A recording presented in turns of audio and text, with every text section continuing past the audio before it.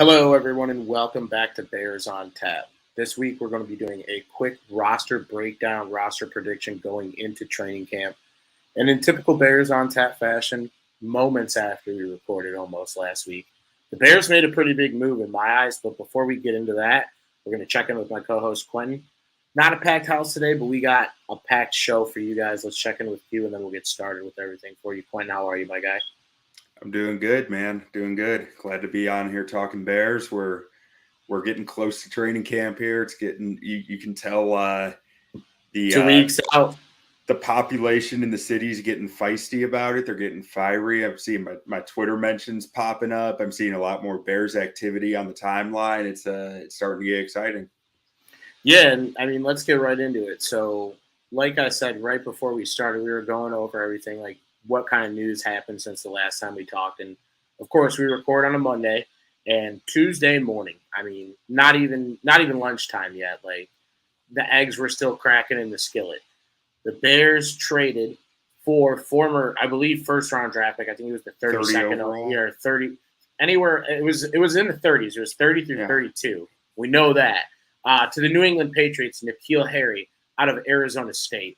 And for us, I think it's kind of a big deal because in the receiver room, like outside of Darnell Mooney, it's a bunch of mid-level guys that like you want to exceed expectation. And N'Keal Harry, yeah, I know he hasn't exceeded expectation yet, but I don't think he was necessarily in an offense in New England that was catered to him to do so. Yeah. I mean, I'm not getting my expectations too high for him. I expect him to make the roster. I expect him to get some solid snaps. Ultimately, I think this is going to be a run-heavy offense, and he's a guy who's put out on film that he can block, and he's willing to block. He's a big body guy who's going to get out there and block. And really, when you look at what I've heard and read about what Getsy might be trying to do with the offense, at the X receiver spot, he wants a big receiver who can win downfield, and who will block. I mean, you look at what Green Bay had over there. They had at one point they had Equanimus St. Brown, who's also with the Bears now, playing the X role. They've had Alan Lazard out there, a guy who's going to get out and block and win some 50-50 balls when he's one-on-one. And that fits what N'Keal Harry is. So, I mean, I think it's a match. It makes sense. He gave up very little, low risk, hopefully high reward. Hopefully the potential's still there for N'Keal.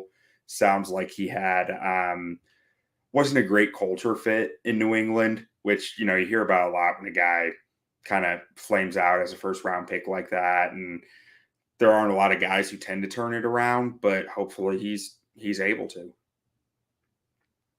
I mean, he went from Herm Edwards to Bill Belichick. Our guy's just trying to have a little bit of fun, man. He's trying to live his life a little, play some football, and you know why you play, right? Play to win the game.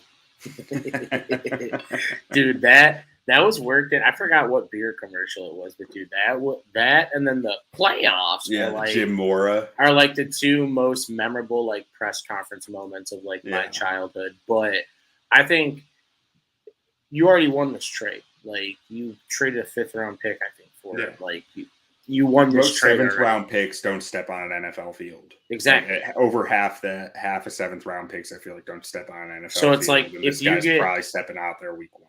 So yeah, if you get like 500 yards from him this year, you won the trade. You know what I'm saying?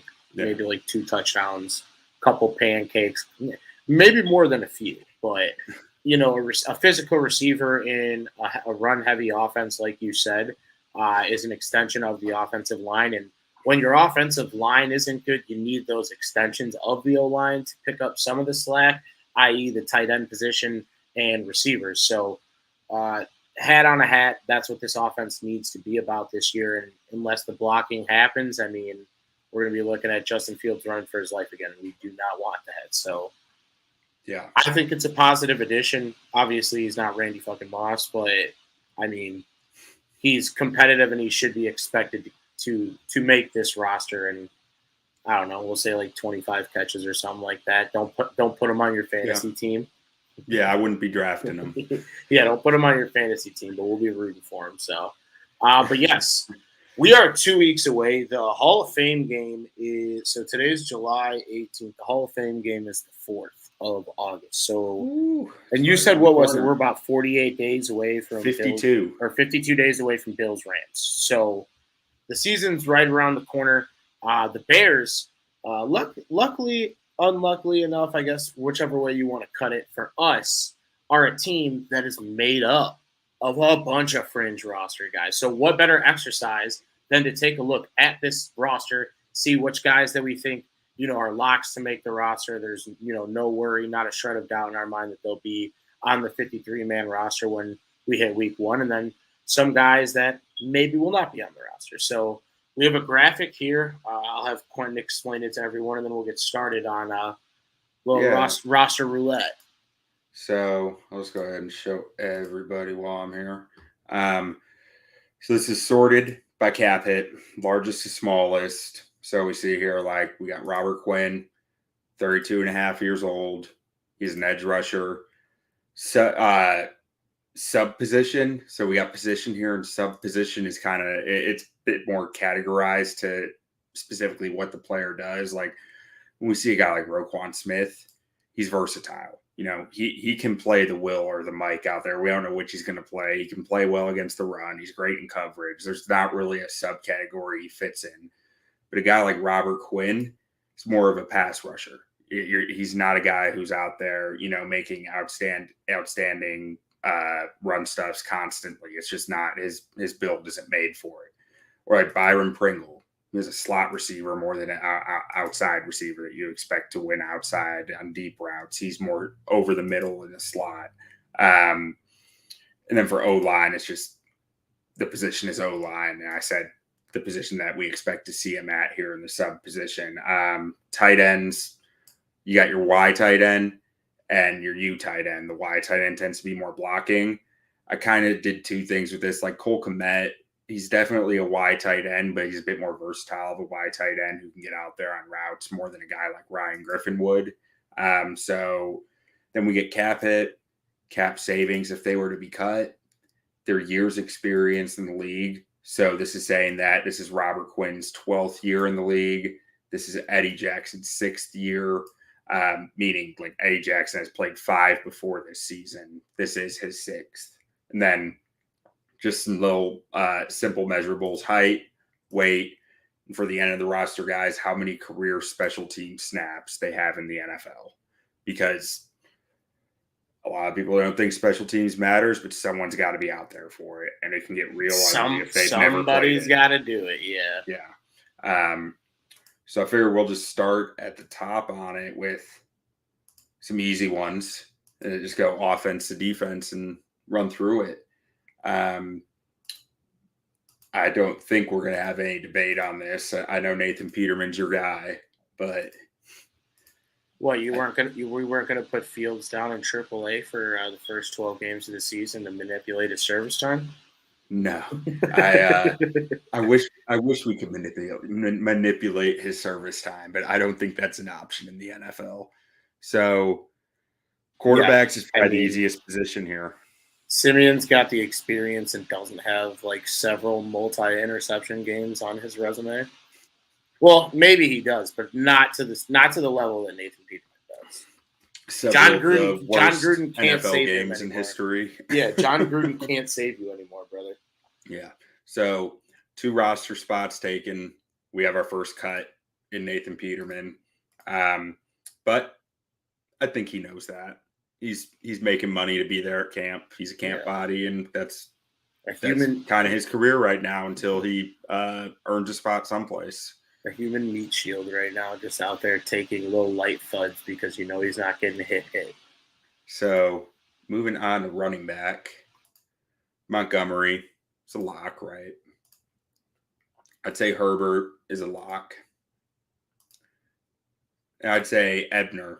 They drafted the guy. They want the full 4 years of his contract. They're not going to cut him and undercut any of those 4 years. I think that's a lock. Tuggle, I think, is a practice squad guy. I think he has promise, but I don't think he makes the active roster. he has potential for preseason like Europe. Like I think people will like him in the preseason, but it's there's not enough space for him on the roster. He's going to have to beat out Ebner and potentially Darrington Evans, who's a guy that they brought in. So, yeah, I'm going to put him out. And Evans, it's kind of a weird signing because he really hasn't – I mean, he's only played 2 NFL seasons, but he really hasn't played much special teams, and you usually rely on a running back in special teams. Like you think back to – who was it? Benny Cunningham. He hung around for years on the Bears roster because he was a special teams ace. So I think he's a bubble guy for me. Darrington, Bubbles, Evans, get it trending. And Herbert does bring some solid special teams experience, but if he starts eating into Montgomery's carries, they're gonna need a running back who can play special teams. Maybe that's Ebner. And that I was gonna say that'd be Ebner because they're honestly Herbert and Ebner have similar play styles in my opinion. Yeah, yeah. Like they both run Ebner's more outside zone. Yeah, I mean Ebner's definitely an outside zone fit, but what he's the most a fit as is a passing down running back. Like the dude's a receiver more than he is a running back. I mean, his time at Baylor, he's always catching passes, not so much handoffs. Now we get to one that's not quite so straightforward. Yeah, receiver. There's a lot of ways receiver can break. We'll just start at the top and roll our way down. Pringle, think lock? Yeah, I think lock. Harry, lock. Despite his age, a lock. His age. Yeah. He's older than Mooney and Harry. That's disgusting. Yeah. Old man. I'm just gonna do this. Yeah, no. Yeah. The first 4 names on that list are a lock, and then Nasimba Webster is gonna try to earn his way onto the roster as like a gunner. Let's hold off on Webster for a second because those 400 career special team snaps, it's enticing. When you're saying that your number 2 receiver is your most experienced special teams receiver, he's not going to be playing special teams here. You know, he's going to be playing too much offense. So I'm going to hold off on Webster. Where did we get Webster from? Was he like in the Niners, right? I think it was the Rams. We picked him up like mid-season last year just to return punts after the what was it? Deshaun Jackson, or not Deshaun Jackson. Who was it that we had? That was just disaster returning punts. Maybe it was 2 seasons. Maybe that was 2 seasons ago. That was Tegan Jr. That was 2 years ago. So never mind. It wasn't after that. It was last season that they picked up Webster because they needed someone to return punts. Yeah, But just this is just like, look at this list, bro. Like, this is just the most random collection of human beings in the history of the NFL. Like, I know. All right. So EQ. I think EQ's likely. Yeah. If not lock. Like, because he's coming over with Getsy and he's a blocker. And honestly, like, non-biased, not totally not a Notre Dame fan. Like, he was way better in college, and I feel like if you can just get him some targets, like, you don't ever have to make him the number 1 guy. He can make plays when you need him to make plays. More of a big moment guy than a volume guy, if you will. But I think in the Packers offense with all the weapons around him, he was never really given that opportunity to be that guy on a team where it's a bunch of guys that are more around his level. Maybe the ball will come his way more, and maybe he'll have a couple more catches this year. Yeah.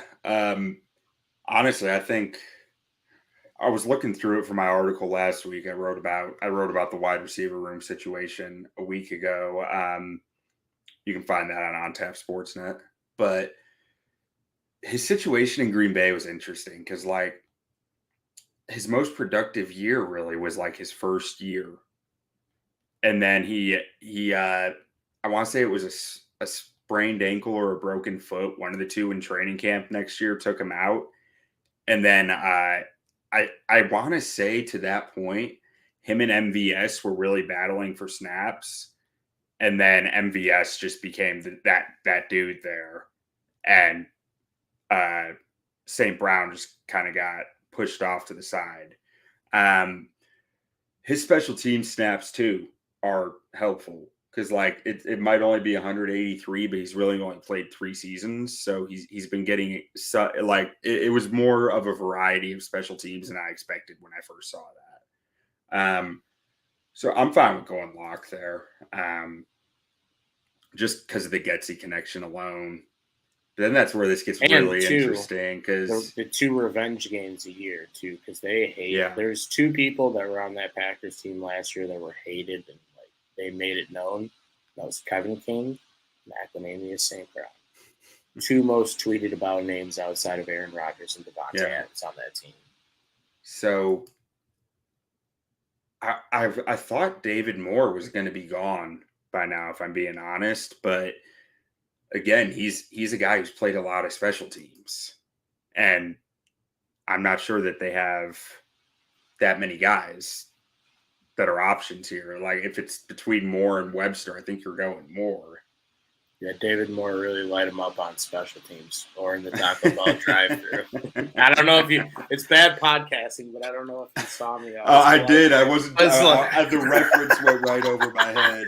I was David Mooring in the chat, but yeah, I mean, think about it like this: if they were gonna get rid of him over what happened, they'd have done it already. So I think he's good in that sense, and I think he'll at least get the opportunity to prove himself.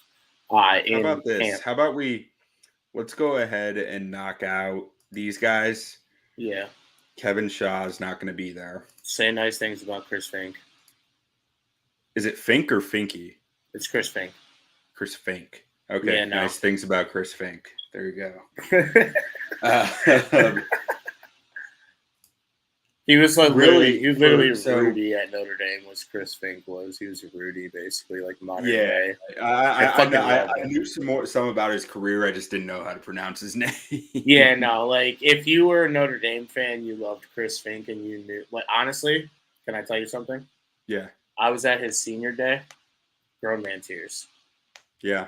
Legit grown. Like I literally remember walking out onto the concourse, and it was the only one that I saw walk out because. Bdon 300 and actually late, like just never on time. Literally going to be late to my own funeral. And I just remember because that dude played there for like 5 fucking years, dude. Like he was there forever. But yeah, could be maybe a practice squad guy. I think he's a one trail guy. So really, this is where this gets really difficult for me. I want Daz to have a chance, man. Yeah, well, I mean, he's on that rookie contract. He can return punts. But he really doesn't have much experience as a gunner or anything like that. But another thing that I've kind of that I forgot to mention already is Velus can run kicks back, yeah. Velus, he's not just run kicks, he's a gunner. He was a very good gunner in college. Yeah. Well, he can play 4 punt cover units, kick cover units. Like, I mean, he was 4 years older than everybody he was going against. But that's at an age where that shit matters, though, you know. I want to see like he knows what he's doing is really what I worry about there. Yeah. Like I'm just being he doesn't have to be Cordero Patterson as a gunner, you know. If he can be a guy who you don't notice as a gunner, that's great. I'm surprised none of us have made that comp about Velus because maybe he's a more polished receiver than Cordero Patterson. And thank God we don't have to use him in that role. I actually think there's a lot of similarities there. Yeah. But the thing that gets forgotten about Cordero is he is very fast for his weight. He's not 4.2 fast. He's very fast for his weight and very agile for his weight. He was looking like he was 260 last year. Very different. Yeah. That's like he's deceiving and he's a long strider and he can get up to speed, but like he doesn't have the game. The Velus speed, it's just a different type of speed. It's just it's a different aspect of it. But I think as far as the way they can be used is probably pretty similar. So what do you think about? So I think, like you said, this is where it gets weird because you got some experience in Tajay Sharp and Dante Pettis as well. Like those are both experienced guys. Maybe not the best guys, but Man, if I'm being honest, I think Pettis is out of here.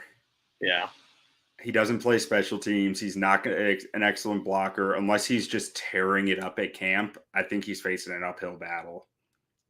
yeah, you're a long way from Boise State, buddy. I mean, I'll put him bubble. Yeah, bubble. And I think Sharp's more talented than Pettis for sure. I think Pettis is more talented. I question his ability to stay healthy and why his production has just like cratered the last few years after coming on strong early. Yeah, it's the same way with Sharp. Because honestly, wasn't Pettis drafted by the Rams? Niners. Oh, by the Niners. Okay, I knew it was. Yeah, he started off great and then had an injury, got in Shanahan's doghouse as a rookie. All like in his rookie year, he went from like tearing it up to going in the doghouse and then never really getting out and then leaving and on and off injuries and never really doing what he did again. But he was like a second round pick for San Fran.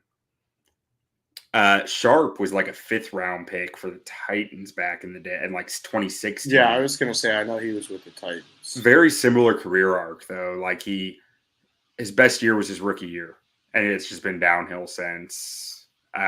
He's had more kind of peaks and valleys than Pettis though. Pettis has just been like a straight line downhill. Well, like Sharp has just been like progressively downhill. I was gonna say I've picked up Tajay Sharp for a couple spot starts here and there for a nice little 7-point performance. I think I'm putting him on the bubble too. Yeah, because I think these two are going to be bubble, and usually like I would think 6 receivers. I wouldn't be shocked if they carry 7 this year, just because they need bodies and they don't know who's going to be the guy. It's always good to have more than enough. Yeah. And then, too, it's like you could designate automatically, like right out the gates, one of those guys as the special teams guy, like no matter honestly, what. Yeah, I think these last 3 guys and the 2 we've already got on the bubble are fighting for 2 spots max. And I think it's a toss-up between any of Nsimba Webster, David Moore, Dante Pettis, Tajay Sharp, and Daz Newsome. Man, I hope it's Daz. Fuck those old ass dudes. So I'm gonna go ahead and throw those in here. Because Daz, I'd like to see Daz really. I thought he was faster in college than he is, than his testing was. Yeah, it's and just because Sam we haven't really seen him on the field, but I hope he really is. You know, I hope when we see him on the field again, it's like that speed doesn't translate well to times, because he's in college he seemed faster, but he was also going against slower guys. So yeah, no, and a lot of his routes in college was just Sam Howell hawking it like 80 yards down the field. Yeah, so he was just running go routes all day. Yeah. Okay, now get on over to tight end. And highest paid tight end on the roster was Ryan Griffin. I don't think that's a coincidence. I think they want him to be blocking people. It's what he is. He's a blocking tight end. He's blocked like 55% of his snaps in the NFL. Yeah, and he's got the frame to do it. 6'6", 264. I don't think they're going to be throwing the ball down in the red zone. I think he's a lock as a blocking tight end, and then Komet's a lock as your main receiving tight end. This is an interesting spot to me, though. Say O'Shea kind of see 10 times fast. What was that? Say James O'Shea kind of see 10 times quick. I never even knew how to pronounce his name. He's a Naperville guy, I think, though. Oh, I hope I got it right. That guy. I think he's from Naperville. It's either like Naperville or Hinsdale. Obviously, he probably went to high school around when I did, looking at his age. Yeah, he's 30 and a half. Yeah. 30 and some change. But he has no guaranteed money on his deal. he was signed early in free agency and Griffin was signed later, I think that they kind of realized they could get Griffin after they signed him. Because he is versatile, but he's never been a guy that's going to blow you away in the passing game. He's just a guy who can be half serviceable out there in the passing Yeah, I was game. going to say, I mean, you don't make it, what is it, like 8 years in the NFL without, being somewhat productive. And he plays a lot of special teams, too. I am there on field goal and shit.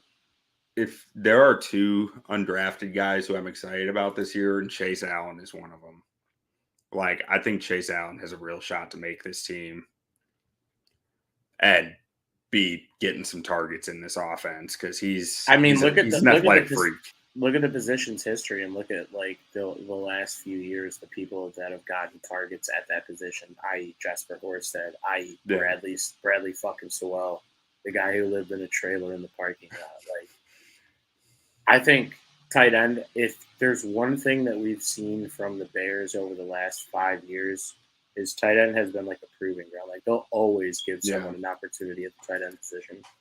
Well, and so last year, I'm gonna mark him as likely because I think he's gonna surprise people. But thinking it through, who were the tight ends on the roster last year? Horsted, Kmet, Jimmy Graham, and then J.P. Holtz. So Holtz is like fullback, doubled as that fullback. Yeah, he was like the fullback. So they're carrying like an H-back. They're carrying Blas. It'll be interesting to see if they can carry 4 tight ends this year or not. Because they're going to be carrying Blasingame at fullback. I'm gonna put. How'd you say it? Shag Nessie? I said Shag Hennessy, but I don't think that's. I mean, O'Shaughnessy would be terrible. Yeah, I think that's it. O'Shaughnessy. Yeah, O'Shaughnessy. I'm sorry. I'm definitely getting it wrong no matter what trade. I'm gonna put him at likely for now, and we'll come back later because, like, I'm sure at the end of this we'll see like we have 5 too many guys and have to make some really tough decisions. But and then Tongas, I don't think he's gonna make it based on what I read on his draft profiles, which is nothing that you can say is concrete, but he just seemed more like a shot in the dark. It's like Rice and John about those. I think Rice and John will be on the practice squad. He's a seriously developable athlete. They picked him up fat. Like, they dropped Horsted to pick up Rice and John when he went on the waiver wire. So it seemed like he was a clear target for them, and I think he's gonna hang around the practice squad but not make the roster. Now we get to the offensive line. Or actually, let's go ahead and mark the competition at fullback with its clear winner. Yeah. Blasingame was one of their first signees. They're keeping the fullback. They're running a Shanahan style offense. Fullback is going to matter. Love me a good fullback. We haven't had a fullback in like 3 or 4 years. No, not since what? Michael Burton? Michael Burton, yeah. Now he's with the Saints. I just remember, who was it? Daniel Klutz. Was his name Daniel? Tyler Klutz. Yeah, Tyler Klutz had such an unfortunate name. Well, and I think too, what was it? I think it was we got to do this one day. It was like a page that just sharing random Bears players on the topic of random Bears players. Remember Craig Stoltz? Yeah. Dude, I saw that. Just the nostalgia of like the freak haired, like, if dude, you will, like the white Polamalu. Yeah. Dude, I mean, he was a dog at LSU. Talking head saying that he was like, he's the next Doug Plank. And I was like, yeah. I watched him at LSU, and he was a fucking dog. He wasn't as good in the NFL. But back to the O-line. Yeah. I mean, white hair. Sam Mustipher lock, as according to Olin Kreutz. Yeah. So I think Patrick is a lock, yes. Dude, can we get something out of Tevin Jenkins' big ass this year? His big mean ass. Dude, I mean, I will be beyond perplexed if Sam Mustipher is starting at right guard and not Tevin Jenkins, if Tevin Jenkins isn't at tackle somewhere. But if he's sitting on the bench while Mustipher's starting at right guard, I'm going to be shocked. I just don't. Somebody in a locker. No, I mean, well, you might have to. I don't know if I can, but yes, allegedly put somebody in a locker. I'm gonna put Mustipher at likely because he should make the roster, but he shouldn't be started. He's probably one of their 7 best offensive linemen, and that might be being generous. He might be one of their top 6. Who are like, and that's just like a general state. That's a general state of the Bears. That Mustipher is one of our 7 best fucking linemen right now. And I think, despite having one of the greatest nicknames I've ever seen come for the Bears, I think Pig Simmons is on the bubble. I think he's a Juan Castillo guy of just get me big bodies. Yeah, rip to the pig man. Dude, I don't think that's going to work anymore. The pig man will be electric in the XFL, though. I promise you that. Sean Coleman, I don't think him or Julian Davenport have played very many snaps the last few years in the NFL. Just coming in to be a practice body. They've just floated around. So I'm putting Coleman as out. I'm going to give Davenport a bit more of a chance at bubble. Braxton Joe. I mean, honestly, lock. I think, lock. And Zach Thomas, I'm gonna assume is probably a lock here.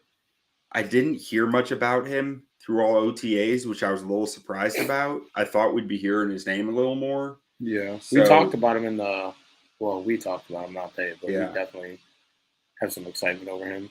And Braxton Jones too. 4, 5, 6, 7. Yeah. Did you grab 2 centers too? Well, so if you got that, I think that's one of the reasons you carry Mustipher. You have your backup center in too. Yeah. That versatility matters out there a lot. And beyond that, I don't know. I mean, Doug Kramer's a center only guy. I think he's a guy who can stash in the practice squad pretty easily. So I think he's probably out. I think Carter might be able to make a case, but he's still pretty raw as a 6th round pick. I think he's a bubble. You think that's fair? Yeah, because I was going to say, we just talked about it earlier in the show. 6th, 7th round pick don't really mean nothing. You're not guaranteed to make this roster, you know? Yeah. And then DeLance, undrafted free agent, he'd have to really surprise. And I haven't heard his name much out of voluntary activities or any in the mini camps. So, and Dieter Iceland's probably running out of time on his practice squad stamp card. Like, it's kind of time where I think if he was something we'd know by now. And then Willy Wright, I'm actually not really sure who Willy Wright is. Is he a real person? I didn't know he was on their roster today, and that I follow the rosters fairly closely, so I'm just kind of assuming that he's out. And I'd love to be surprised by him, but if I don't know much about the guy, there's not a lot I can really say on him to make an argument. So that gives us what? So 4, 5, 6, probably 7 guys, and maybe they'll keep an 8th. That's the bubble is like either fighting with Mustipher for that 7th spot, or they gotta keep 8. They gotta keep 8 guys. These 3 bubble guys are fighting for the last spot. Because and like you said too, I mean, with Mustipher, even though we're not the biggest fans of his play on the field, the versatility for the injury to have him go in at center lets you have someone or have another roster spot at a different spot of your roster. You know, 2 of these bubble guys might even make it. As I'm thinking this through, I think most teams keep 9 guys up to 10 guys. This depth chart is so light on the O-line. It's a little scary. I was going to say, and you know them boys up front like visiting 5 guys, too. I think we move Kramer up to bubble because only 8 guys is just light for an O-line. Yeah, because that's only 3 backups. So you got 4 guys competing for the last 2 spots. So that's 4, 5, 6, 7. Doug Kramer that'll is get you such an to O-line 9. name, too. Yeah. Doug Kramer. He was and you know what? We got to give him a shot. He's a Chicago kid. Yeah.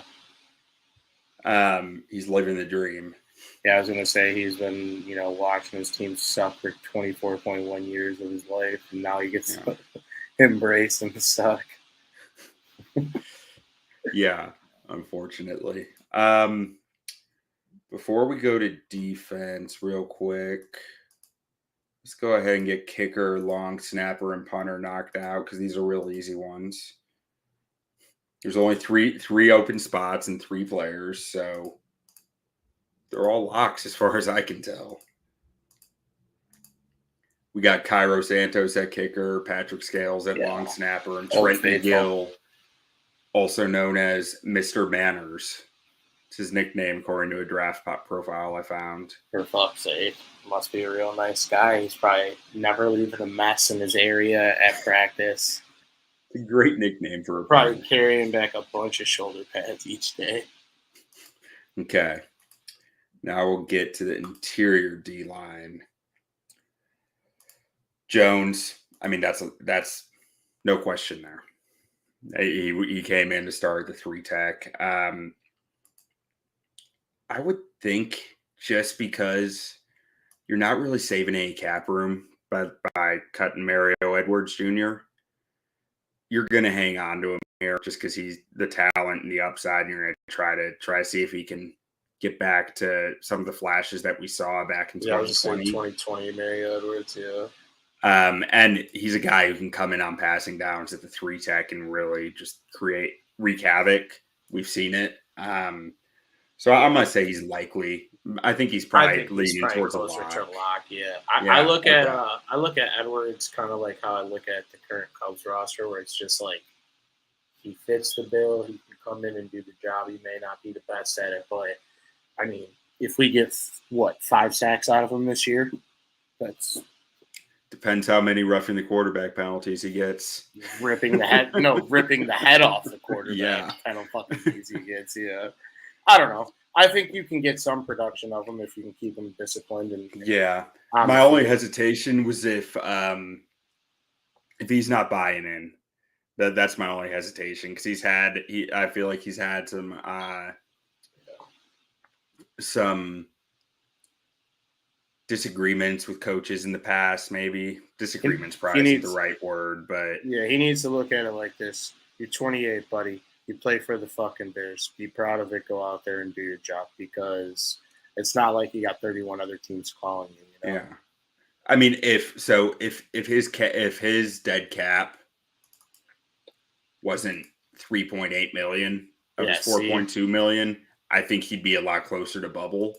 But you don't really save a lot by getting rid of him. So I think it's just an easy hold. Angelo Blackson, I think he was one of our better defensive linemen last year. I don't see any reason why you'd move on from him now. Pennell, I think, is probably just a camp body. He was a camp body last year too. He got cut during training camp and then bounced.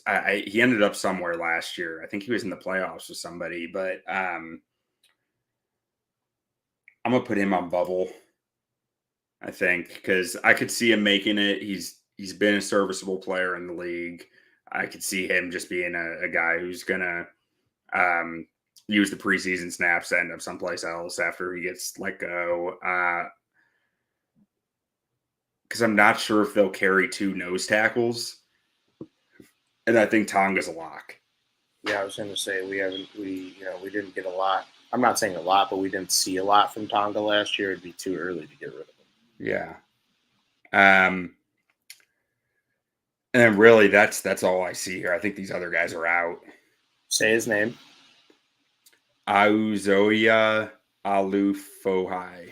All right, that was slick. I was like, he totally did not know how to say dude's I didn't names. get the phonetic spellings on these ones. I didn't have time, so I just ran out of time, folks.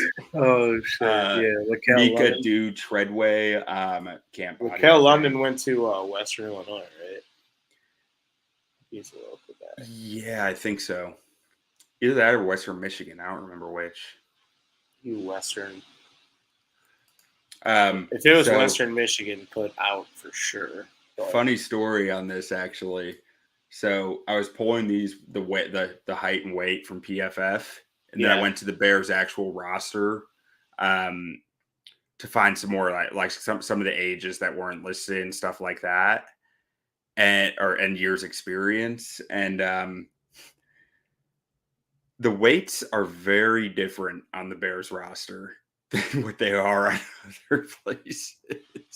And you're talking like Sam Mustapher was at like 330 or something, or 320 something. He's like 308 everywhere else. Oh yeah. Laquel London's 280 everywhere else. He's over 300 on the Bears roster. Like all the NFL teams do that. It's just funny. Dude, so back when I used to work with like arena players and like their coaches, like I'd have coaches call me to like get players to go to their team. Always 10 to 15 pounds that you gotta just add to the top. But I didn't check the comments. We had a couple comments coming in. So someone said, I am Skokes, that I'm currently in a hotel next to Lambeau Field and it makes me sick. Oh, this was back before we were talking about receivers. He said, I think EQ St. Brown can contribute when schemed up. He just didn't have a big role. So kind of agree with what we talked about. Yeah. I think MVS just kind of stepped into the role and St. Brown just lost the opportunity after that. Yeah. And I think honestly too, not to get too derailed, we'll go back to D-line here in a second, but kind of like to the point that I said that EQ was kind of hated. I feel like he had a couple chances to make those big plays, like in contrast to what I said. And I mean, all it takes is one fuck up with Aaron Rodgers and the ball's not coming your way ever again in that situation. Yeah. So, which would be interesting to see with a bunch of inexperienced wide receivers there. And I can't wait to see, because you know what, dude? Like my thing is with the Packers, they're so fun to fade in the playoffs, and they're just so fun to watch crumble in the playoffs because all they do is beat up on the worst division in football year in and year out. It's like, dude, the Lions are never good. The Vikings are scared of their own shadow, right? Like the Vikings are just the Vikings. They haven't been like a legit contender, with the exception of the Stephon Diggs year, which was some fluke voodoo magic. Since the Randy Keenum year. Yeah, the Case Keenum year. Out of town. But they haven't been competitive since, like, real competitive, like, contender since Randy Moss. You know what I'm saying? Yeah. So we just have a very easy division that puts Aaron Rodgers up on a pedestal, who I saw he has a new tattoo. I swear he is a 16-year-old girl that's just discovering her identity. But it's quite the tattoo. Yeah, Aaron Rodgers is a jagoff. But, yeah, when we see this Green Bay team outside of the division this year, it's not going to be pretty. I don't see them winning more than 11 games. I don't know what their win total is, but give me on. I'd love to see the Bears beat up on this weak division soon. Yes. Soon. I hope it gets well, if you think about it, it's just going to continue to get weaker. It just depends on where the power from the Packers goes. Does it go to the Lions? Does it go to the Vikings?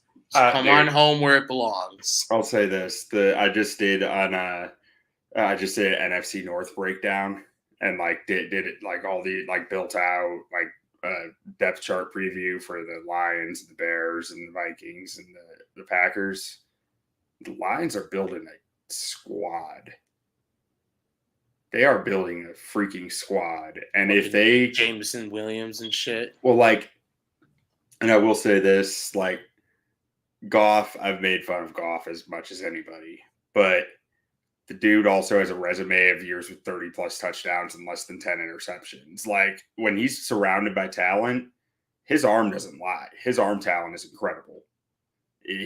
I don't think he's great in the big moments, but he can get you a lead. Jared Goff he's honestly a unicorn, bro. Like, Yeah.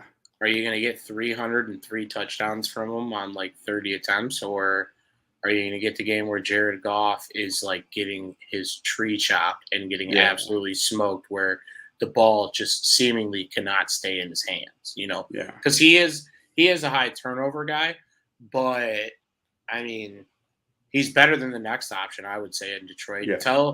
Until Detroit, Detroit might have one more shitbox year in them so they can get CJ Stroud. But I think like Jared Goff can win you 5 or 6 games. And I think I'm saying that Jared Goff can do it himself confidently. Like if he just goes out and does his thing, and the good St. Brown, the real St. Brown, will you please stand up? Amon-Ra has his few games a year where he goes off like 150.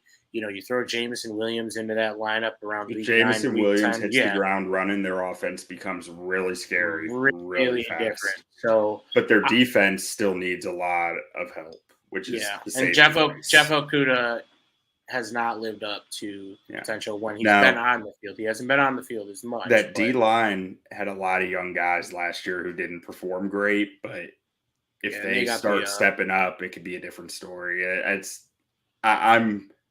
I think they have gone about building that thing very well in Detroit, and they're still building, but they're building something. As a non-bias, what would you say of the Aquara brothers?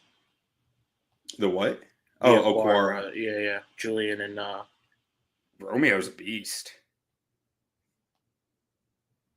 Yeah, he's a Pro Bowl. He's a Pro Bowl level player, Romeo. Mm-hmm. He's like their cornerstone guy. But I like seeing them on that team, except for when Romeo took Mitch's fucking cookies and we lost that game. But I think Romeo came out of nowhere too. Like I remember that, like watching that the year that he blew up, and it was like, where'd this guy come from? He's been here. Like and you want to know the crazy thing is like Julian was the guy at Notre Dame, and Romeo was the complimentary for half the season.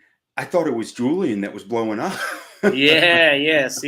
See, and Romeo. So Romeo played with like Stephon Tuitt. That's how long ago he played at Notre Dame, and Stephon Tuitt just actually retired. Yeah. Also, on the topic of the shitbox Steelers, I almost shed another tear today. They took down the ketchup bottle, man. Ketchup bottle is fucking gone. My wife went to college at Pittsburgh and became a big Steelers fan out there. Not big Steelers fan. Yeah, but she was very upset about the ketchup bottle this evening. Dude, I hope they at least keep it in Madden, because that was one of the stadium features that always made it to the game. So I saw something just before jumping on, a tweet from, I forget who sent it out, but it was that Mitch was staying strong to the Chicago roots by getting that ketchup out of Heinz Field.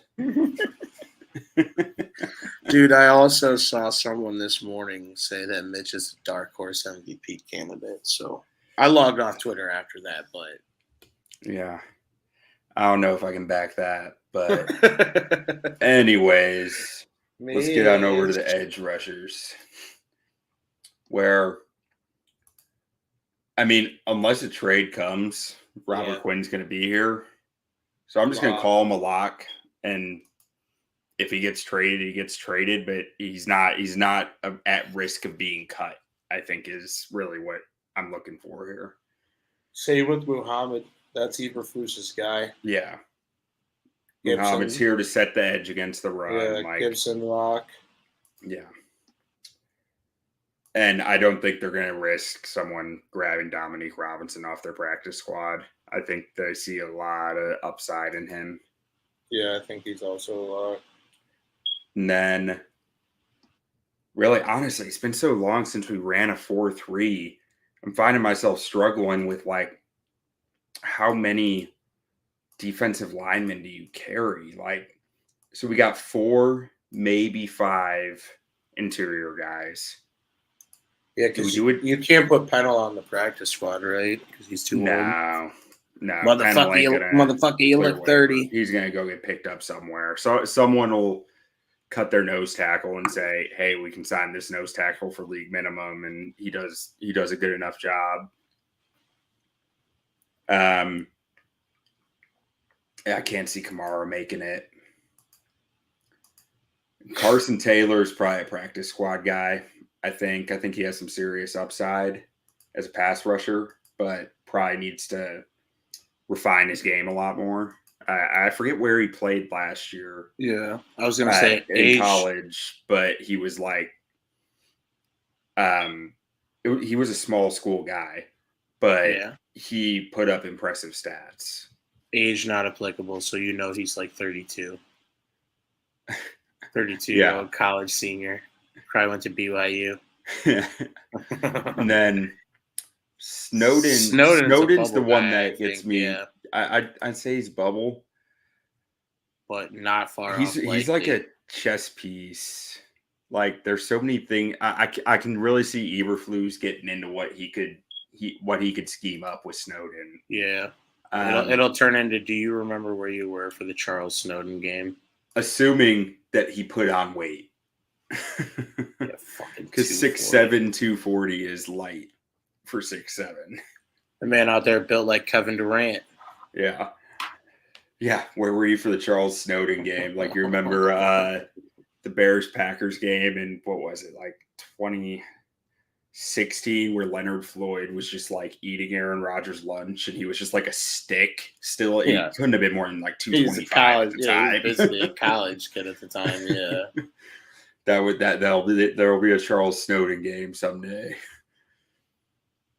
And I can't wait to get extremely overexcited about when these guys pop off in the preseason. Yeah. Like if one of the DBs picks off Patrick Mahomes, build the fucking statue like that night. Yeah. I'm gonna have a hard time getting excited about a preseason game against the Chiefs just because Matt Nagy had a really good preseason game against the Chiefs in 2018. Yeah, but see, the ante is up because this year's preseason game against the Chiefs is the Matt Nagy swan song game. That's true. So you just take him out back and old yeller his ass. Even honestly, I should probably call the number, but that's a hammer lock. That is a lock of a lock because those guys that are fringe roster guys want to beat Matt Nagy because they don't know if they're ever going to get to fucking do it again. That's all I'm gonna say. That's all I'm gonna say. There you go. Not like I can buy that. I can buy that take. Maybe we'll just do like a little sprinkle, maybe like a $10 or $20 bet. But I think like the Bears will want to win that game in a similar fashion to how Mitch Trubisky marched into Soldier Field and just absolutely fucking undressed us in front of like 40,000 people. Okay, I can buy that. Roquan, top two here, locks. Lock, yeah. Moro lock. I'm going to say Matt Adams is a lock. I know he got arrested, but he's an Eberflus guy. I think Caleb Johnson is a likely. See, I'd even consider, you can't consider a guy who's all special teams a lock, but like that's 239 snaps on special teams in one season. Yeah. He's an animal on special teams. That man can protect the fuck out of a punt. Avery, I'm going to say out. I like Sanborn, but I don't know. I think I'm going to call him bubble, just to have a hard time calling the UDFA likely, but I think he's as likely as you can get as a UDFA. I think, from a UDFA standpoint, he is everything that you wanted. Like, was a captain at Wisconsin, was one of their highest producers, one of the leaders on that defense. Yeah. It's not his fault. He's not fucking built like Ray Lewis, I think Noah Dawkins, UDFA, I think he'll be a practice squad guy, if anything, here. Joe Thomas, I think, is a guy that you're calling a bubble. As if you want, like, these three will be battling each other. Joe Thomas, Caleb Johnson, and Jack Sanborn for the, I guess, how many inside linebackers do you need on this roster? I know. Like 4, 5, probably 5. Because if you're only running a 4-3, you probably need at least 4. You probably need 5 because like you have 2 linebackers who are out there every snap, basically in the Will and the Mike, right?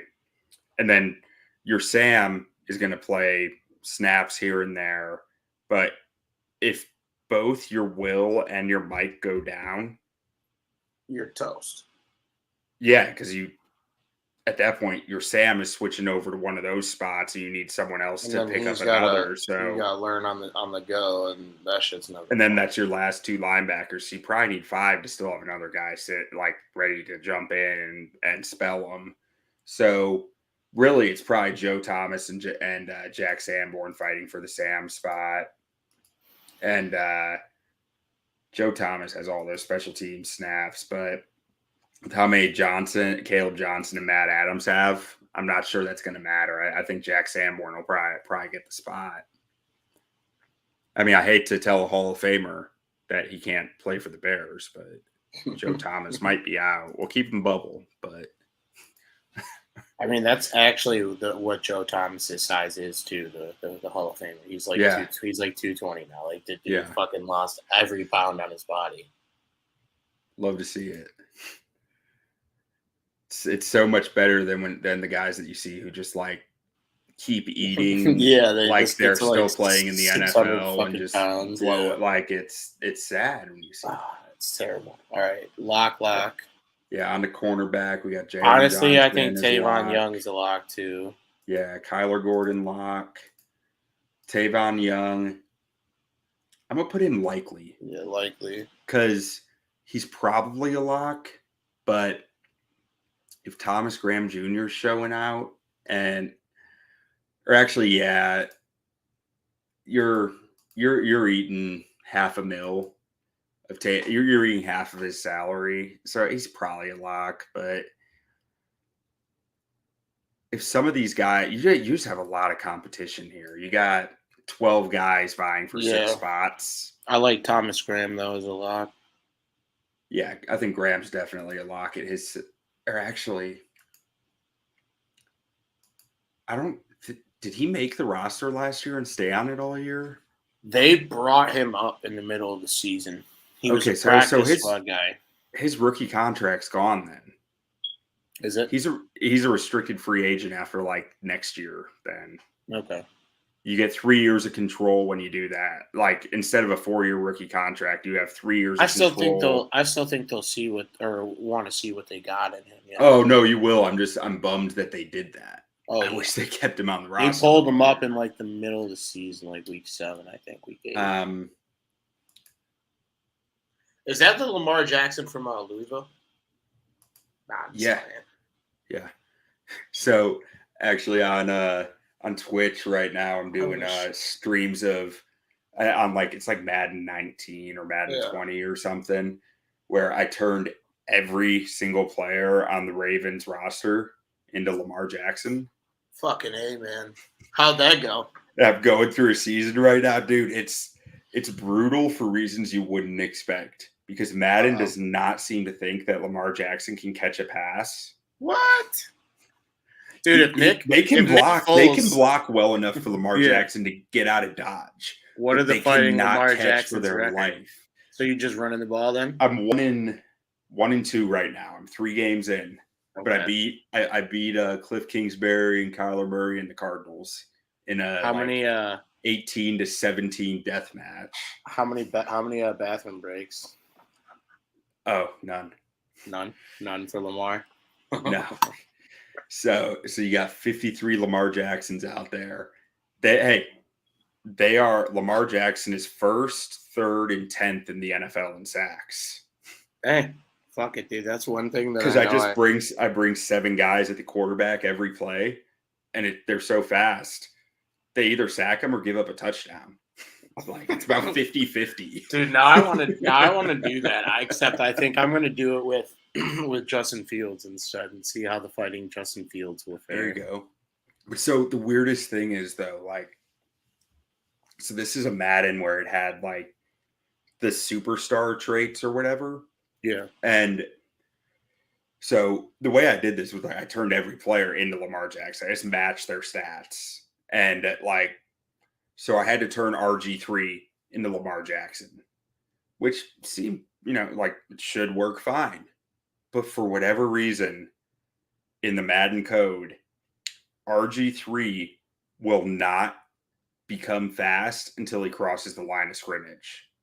Lamar he'll go all over the place as fast as possible behind the line of scrimmage. But RG3, he's just running like molasses until he crosses the line of scrimmage, and then he's gone. See, and that's fucked up because RG3 paved the way for a guy like Lamar Jackson with how electric he used to tote the rock, especially back when he was with the Redskins, or the Commanders. But Lamar Jackson, I think he's on the bubble. Like, I think he has a shot to make this roster. This dude's 6'3" at quarterback. Yeah, what is it that I said during the draft? 6'3" corners don't grow on fucking trees. Yeah. Hey, they don't, dude. They don't. Where'd he come out in Nebraska? I think so. Yeah. Yeah, I think I liked this Lamar Jackson coming out of the draft. He had an injury issue, I think, but like, I think he has a shot to make this roster. Speaking of bubble, though, I think Duke Shelley's on the bubble. This ain't a regime that got him. He has really not shown much in the NFL since getting here. Yeah, he hasn't. And I think Vildor's likely, so that's one of the reasons I think Shelley's on the bubble. I think Vildor can kick into the nickel spot. Yeah. I also think Vildor is a little more physical, and that's what you need in that nickel spot. Like, I think the Bears have struggled in years past, especially defending like that little Devontae Adams route we were talking about last week, by not having physical nickels. You need someone that's not afraid to punch someone in the mouth. Yeah. I mean, I think Shelley's very aggressive and physical, but he's small. He's small, yeah. And like, he takes risks. He's a little reckless with his aggression out there, and it doesn't always end well. Also, the one position that you can least afford to be fucking aggressive, but you have to be. It has to be like the most controlled aggression on the field, because you're going up against unicorns, you're going up against DK Metcalf, and you're going up against all these 4.4 speed guys that if you make one mistake, they're 20 yards down the field before you can blink. So we look at what we got here. We got 2 locks. 3. I mean, Graham's a lock. He's making this team after what he showed last year. So 3 locks, 2 likelies. So that's 5 guys with a few fighting for the last spot to get to 6. I mean, you can't carry the extra guy at every position. It's just a question of where they're going to do it.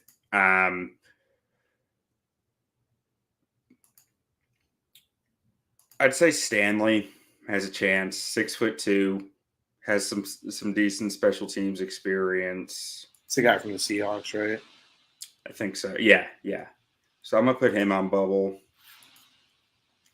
I think Allie Green and Jalen Jones are probably practice squad guys. I think Allie Green I think he's a guy that you're going to try to develop quietly. At 6'2", 200 pounds, undrafted free agent. I think he's out of Mizzou, I believe. I think he's a guy who's going to have a shot.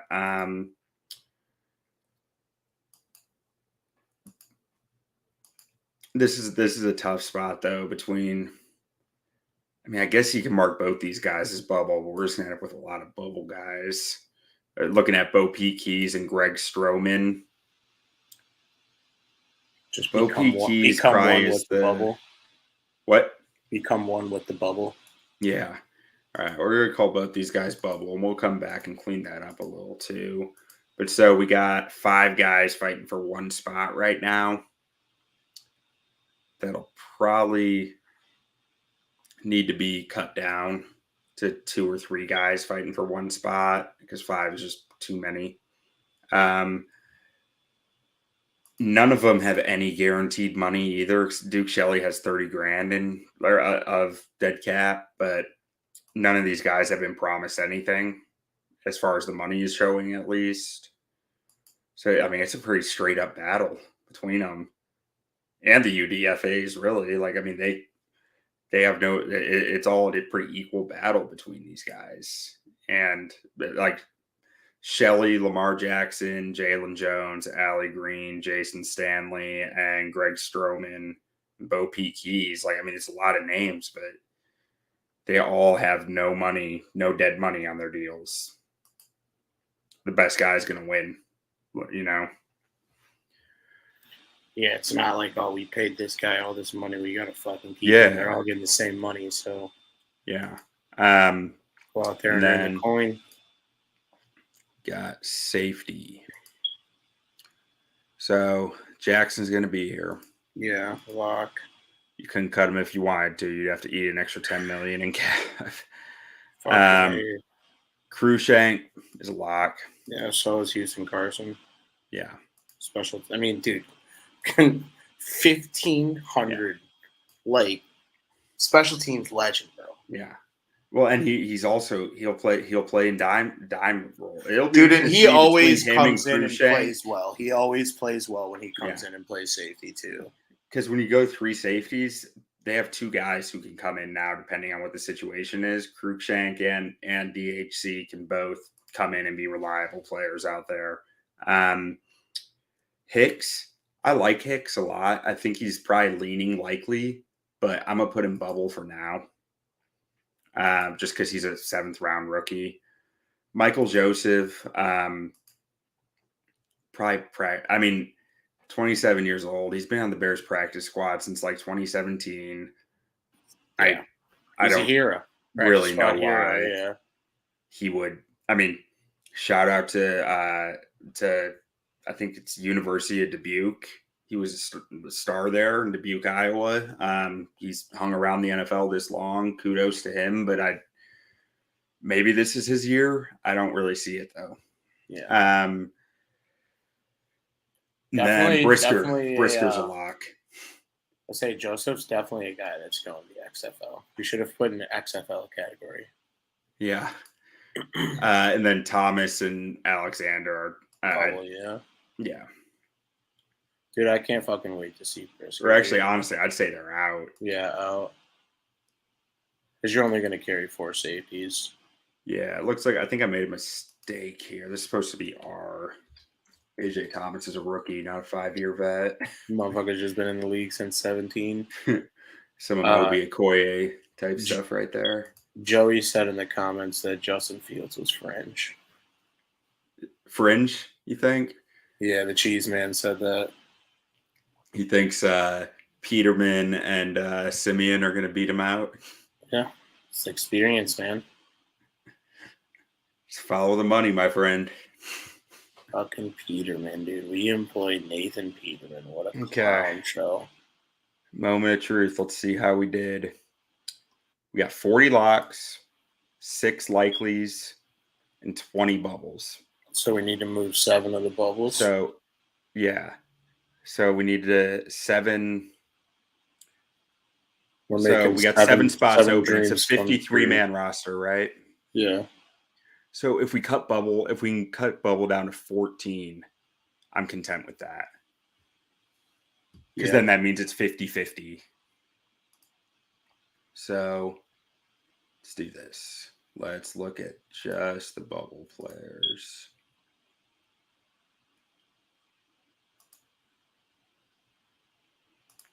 And if you're having trouble navigating through Excel, Quentin hosts weekly seminars on how to do all this shit because it makes my head spin every time.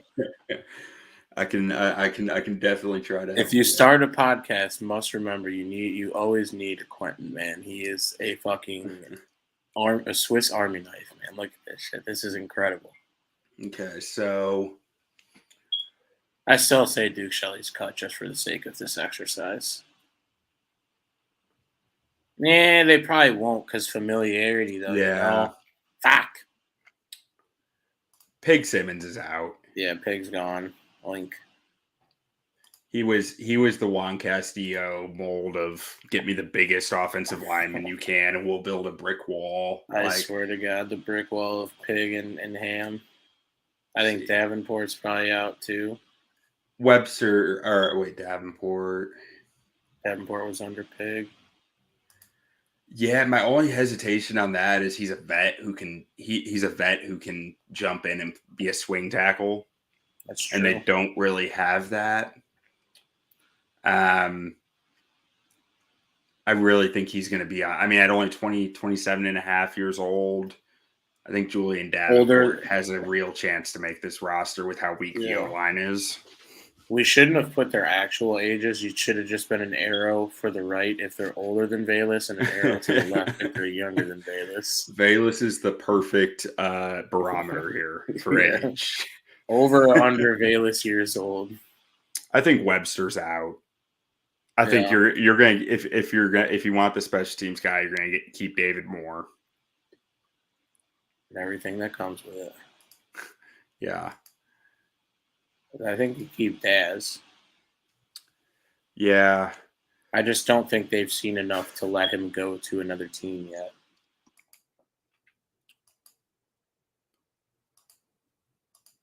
So we need 4 more. I think we need to make a decision on Stroman versus Stanley. I think I'm leaning towards Stanley because he has the size, and I feel like that the Bears have plenty at nickel, and Stroman's at nickel. Yeah, you need more size on the outside. And then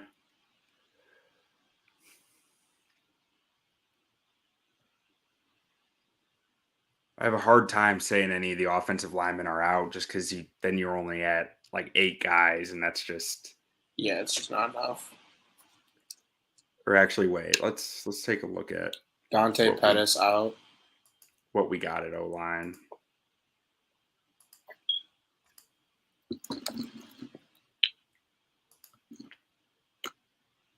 And we'll take a look at every O-lineman we got here. Yeah, so you got to move Sam Mussover to a lot. 7. So we got 3 guys fighting for 2 spots, basically. And Jatire Carter, rookie Doug Kramer, and Julian Davenport.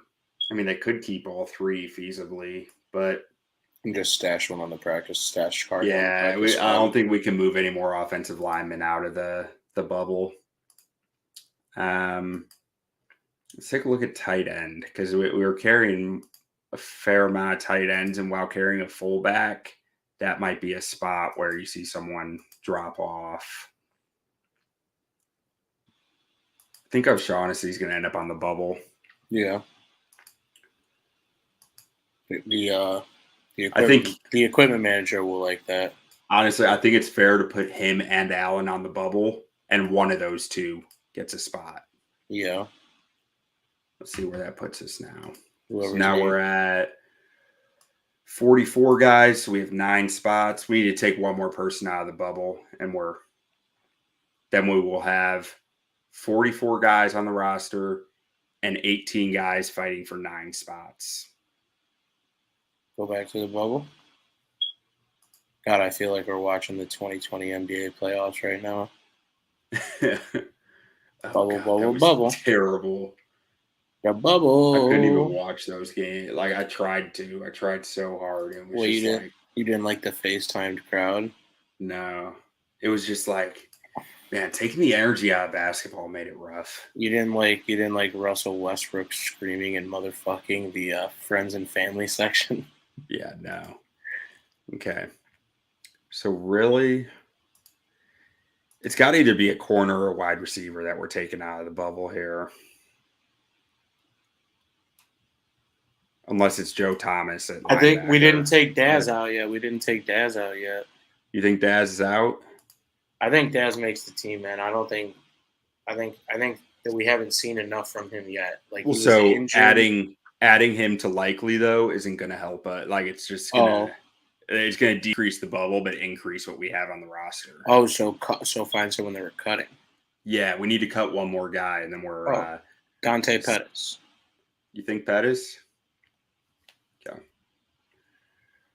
I mean, yeah, he no special teams. Like, honestly, between Pettis, Sharp, Pettis and and Sharp. Moore is the clear guy. It's just the arrest is the only thing that's made it cloudy.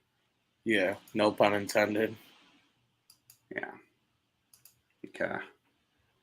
So overall,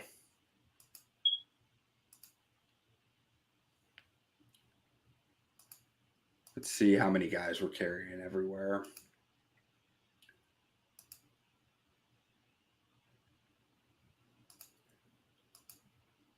So at corner, we have 5 locks and 4 guys fighting for one spot, most likely.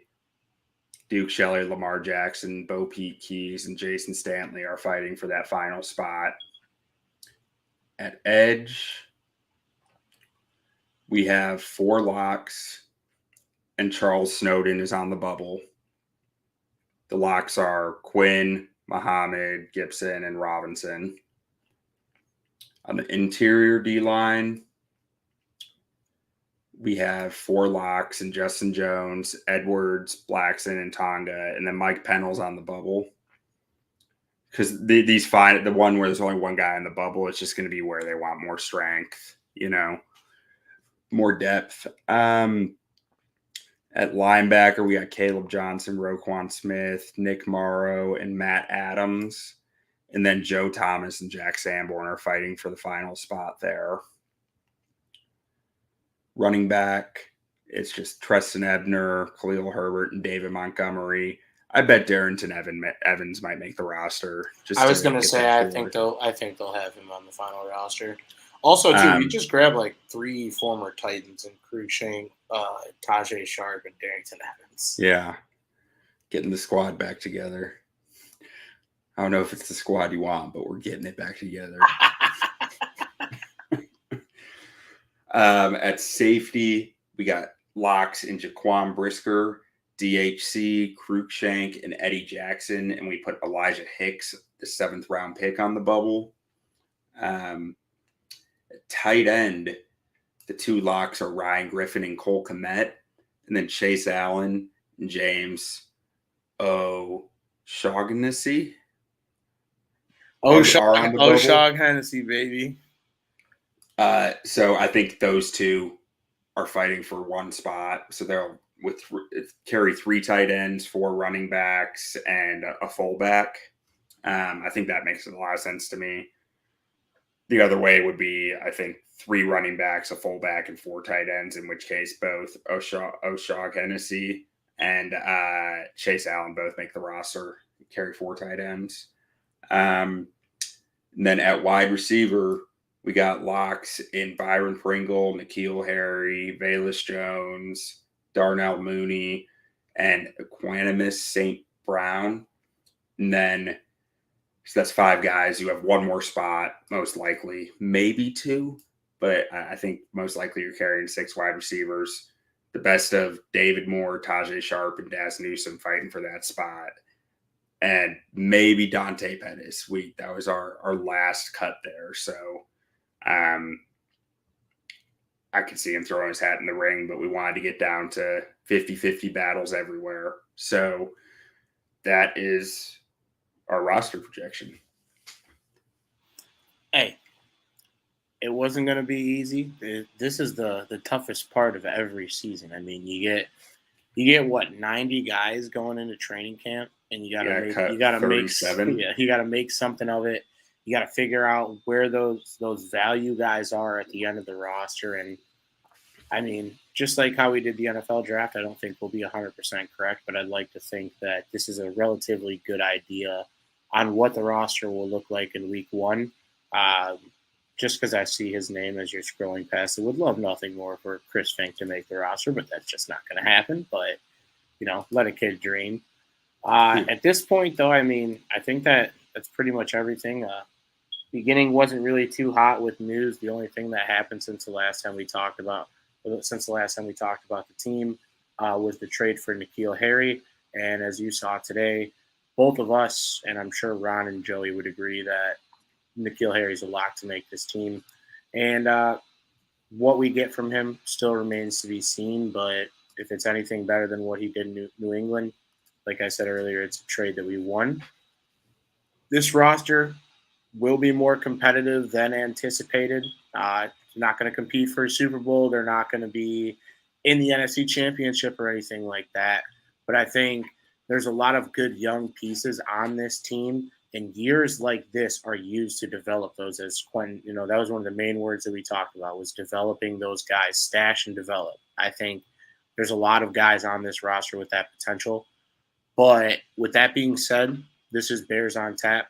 I got one thing to ahead. add. It just dawned on me. I heard it on a PFF podcast earlier today. Eric Eager was on there talking about how they were talking about Vegas odds for over-unders and for the Bears specifically. He said, in talking to some of the sharp gamblers that like they have connections through, and the guys that they know who, get really into the mathematics behind it and the building out models, and not like my dinky models, but like really dedicated computers to this stuff.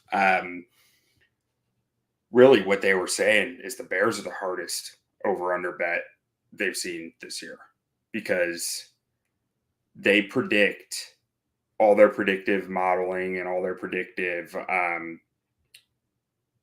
computing power, I guess, as a way to put it, is saying that the Bears are probably going to be in the most one-score games of any team this year based on their schedule and their roster. And that's just, it's very difficult to pick a side, because all those one-score games mean a lot of unpredictability and a lot of coin flips, to use an industry phrase. You're muted. Be done. Yeah. So what I was, my bad. I didn't realize I was muted. What I was trying to say was, and I did just finish my article talking about that win total. I think that's exactly what you want in a frisky little win total at 6.5. It's not a lot of games to win. You have to win 7 games to get it done. We won 6 last year with half a head coach and a roster that for the most part probably already gave up on that head coach.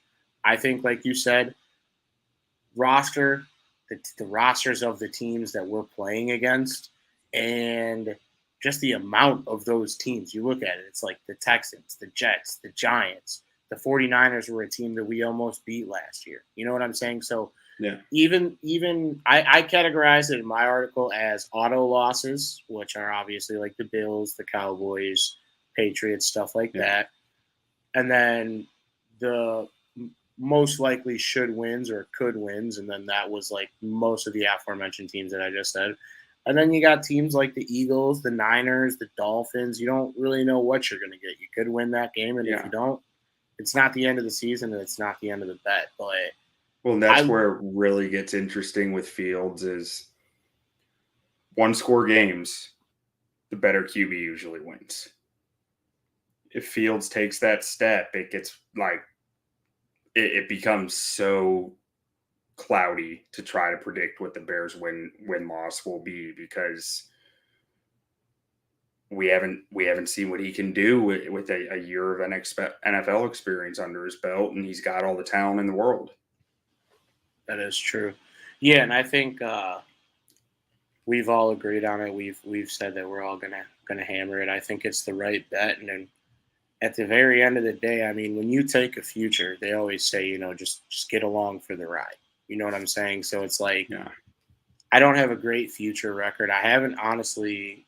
I've never really done NFL futures. I've done like college football, basketball, and stuff like that. But when you hit on something like that, I know it's not like plus 1,000 or like plus 1,200 or something sick. Like that'd be sick. Like all the Bears can't. Honestly, that's the stuff that's the main stuff I like to bet on futures, because if I'm tying up my money for 6 months, you don't want. You don't want. Well, because you got to lay a lot if you want it on like some plus 115. But I think value, like for the price, it's not minus 110 on each side. It's like, you are clearly seeing where Vegas and where sharp bettors are putting their money right now on this bet. And I don't know. When Vegas zigs, I like to zag. Fuck them. We ride. The Bears are winning 7 games this year. We're going to be here to cover it for you. if that wasn't enough of a conviction to get you to place the bet, go take a look at my article at OnTap Sportsnet. Quintin's got a couple up there from this last week. And an article about this will be coming out this week here. An article for this will be coming out later in the week. And then if you're just hopping in the chat now, the full podcast version of this should be available either tomorrow or on Wednesday. We really do appreciate everyone for tuning in to today's episode of Bears on Tap. We went over today we went over roster predictions, what we kind of feel like the roster is going to shake up like after camp. But there's a reason why we do it, and there's a reason why they do it. We'll see where our differentiations are at, and maybe we'll dedicate an episode to that right before the season starts to see how good of armchair GMs we are. Because I am sitting in a pretty badass armchair right now. I know you can't see it with the piano and the couch, but we'll be back next Monday. Follow my guy Quintin at BuckHisStats. You can follow me, Brandon Suarez, at Bdon300. I assume Joey and Ron will be back next week, but I could be wrong. The Cubs are Cubs, and the Bears will God bless them for doing it every night, man. Yeah, and hopefully the Bears will not be Bears in come fall time. But no matter what the record or what even the if score they is, are, we'll need to vent. Yeah, we'll be here to vent and have a couple beers with you guys. But we got nothing else. And Bear down.